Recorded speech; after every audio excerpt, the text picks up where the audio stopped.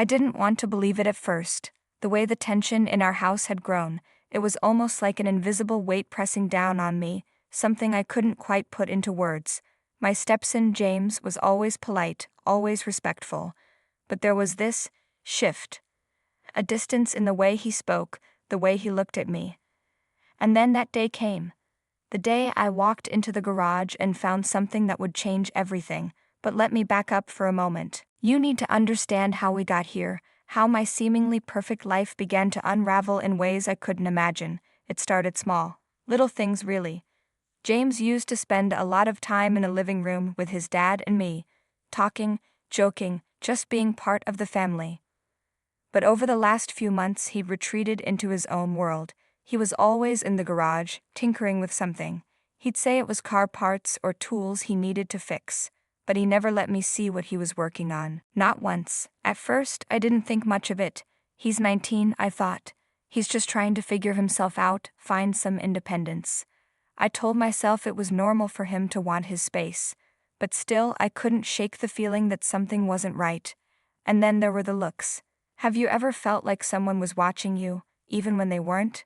That's how it felt whenever James was in the room. He didn't stare, he was too subtle for that, but there was something in the way his eyes lingered on me, just for a second too long, something unspoken. It made my skin prickle, and not entirely in a bad way, and that's what scared me the most. I tried to ignore it. God knows I tried, but ignoring it didn't make it go away. If anything, it made it worse. The silence between us grew heavier, the air thicker. And then one evening, while my husband was working late, I heard something. It was a soft sound, almost imperceptible. A clinking noise like metal on metal, coming from the garage. I don't know what possessed me to go out there. Maybe it was curiosity. Maybe it was something darker. All I know is that I couldn't stop myself. I walked down the hallway, my heart pounding in my chest, and pushed open the door to the garage. What I saw stopped me cold. James was standing there, his back to me. He didn't hear me come in, didn't even notice I was there. He was hunched over the workbench, his hands moving quickly, almost feverishly, and on the table in front of him was a box. A small, unassuming wooden box, the kind you might find in an antique store. But it was what was inside the box that made my breath catch in my throat. There were photographs. Dozens of them, of me. I couldn't breathe. My mind raced, trying to make sense of what I was seeing. Why did he have these? How long had he been collecting them? Some of them were recent, photos of me in the kitchen, in the living room, even sitting on the porch with a book. But others were from years ago.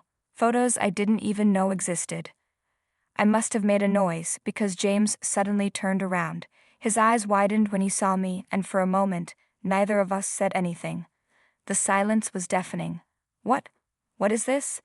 I finally managed to whisper, my voice trembling. James didn't answer. He just stood there, his face pale, his hands clenching and unclenching at his sides. And then, to my shock, he stepped closer. There was something in his eyes, something raw and desperate, something I couldn't quite name. You weren't supposed to see that, he said quietly. I took a step back, my pulse racing. James, I don't understand. Why do you have these? He laughed then, a short, bitter sound. You don't understand, he repeated, his voice low and full of something I didn't want to name. You've been walking around this house like nothing's wrong, like you don't know. Don't know what? I demanded, my voice rising. James, this is insane. These pictures, this obsession, it's not normal. Normal? He stepped closer again, and I backed into the wall, my heart pounding in my chest. You want to talk about normal? Fine. Let's talk about how normal it is for a woman to marry a man she doesn't love. Let's talk about how normal it is to pretend everything's perfect when it's not. I froze. His words hit me like a slap. How could he know? How could he possibly know? You think I don't see it?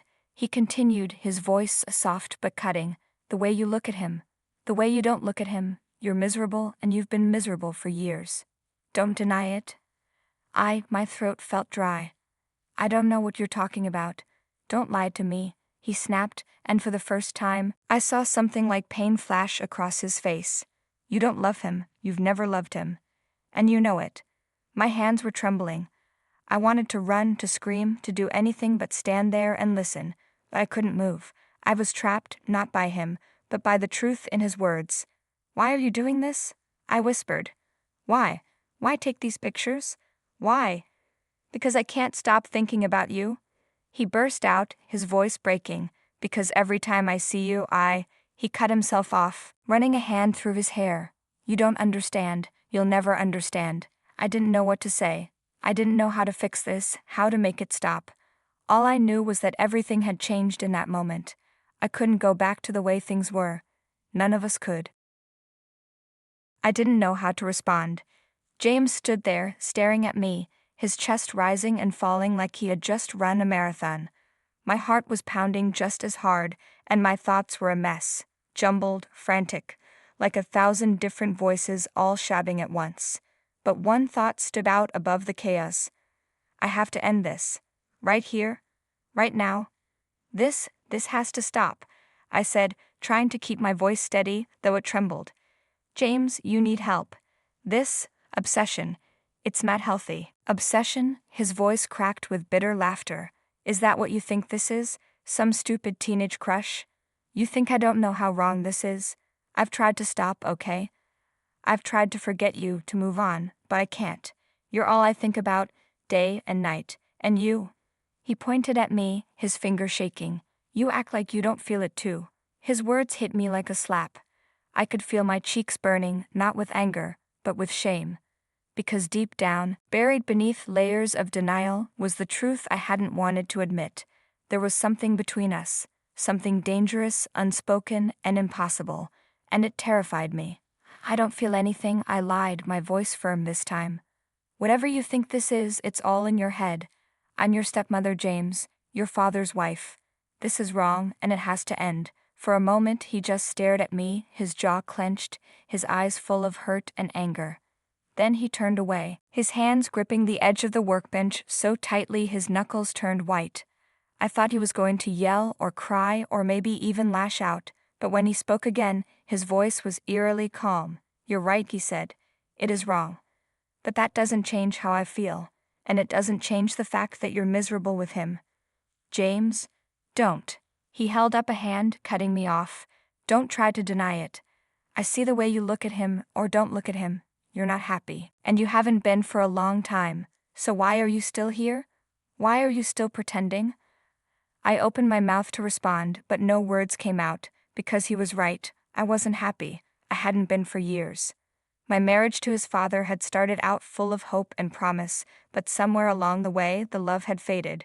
We had become strangers living under the same roof, going through the motions of a life that no longer felt real. But leaving would mean admitting that I had failed, and I wasn't ready to do that. "You don't know what you're talking about," I said finally, my voice cold. "This conversation is over." I turned to leave, but his voice stopped me. "You can lie to yourself all you want," he said quietly. "But you can't lie to me. I see you, and I know you better than you think." I spent the rest of the evening locked in my bedroom, trying to block out his words, his voice, his eyes. But they haunted me. No matter how hard I tried, I couldn't shake the memory of the way he had looked at me, like he could see straight through to the parts of me I tried to hide. And the worst part? A small, treacherous part of me didn't hate it. The days that followed were unbearable. James avoided me completely, staying in the garage or out of the house for hours at a time. My husband didn't seem to notice anything was wrong. He was too busy with work, too preoccupied to see the cracks forming in our family. But I noticed, and the silence between James and me only made the tension worse. One night, I couldn't take it anymore. I had to talk to him, to clear the air and set boundaries once and for all. I found him in the garage as always, his back to me as he worked on something at the bench. For a moment, I just stood there, watching him. He looked so much like his father, the same strong jaw, the same dark hair, but there was a softness to him, a vulnerability that his father lacked. "James," I said softly, and he froze. His shoulders tensed, but he didn't turn around. "What do you want?" he asked, his voice flat. "We need to talk. There's nothing to talk about." "Yes, there is." I stepped closer, my heart pounding. "What happened the other night? It can't happen again. I need you to understand that." He laughed bitterly, shaking his head. "I understand perfectly. You don't have to worry about me, okay? I'll stay out of your way. That's not what I mean, I said, frustration creeping into my voice. James, I care about you. I want to help you, but this help me. He turned around then, his eyes flashing with anger. You think you can help me? How? By pretending this never happened? By pretending you don't feel anything? I don't feel anything. I shot back, the words coming out harsher than I intended. This is all in your head, James. Whatever you think is happening between us, it's not real. His jaw tightened, and for a moment I thought he was going to yell at me. But then his expression softened, and he looked at me with something that almost resembled pity. You're lying, he said quietly. To me and to yourself. But it's okay. I get it. You're scared. Scared of what? I demanded, crossing my arms over my chest. Scared of what it would mean if you admitted the truth. Scared of what it would cost you. I'm not scared, I said, but the words rang hollow even to me. He stepped closer and I took a step back, my heart hammering in my chest. The air between us felt charged, like a storm about to break. Tell me you don't feel anything, he said, his voice low and steady. Look me in the eye and tell me you don't feel it too. I opened my mouth to deny it, to tell him he was wrong. But the words wouldn't come, because deep down, I knew he was right. There was something between us, something I couldn't explain, something I didn't want to admit. And in that moment I hated him for seeing it, for forcing me to confront the truth I had been trying so hard to ignore. But admitting the truth and acting on it were two very different things.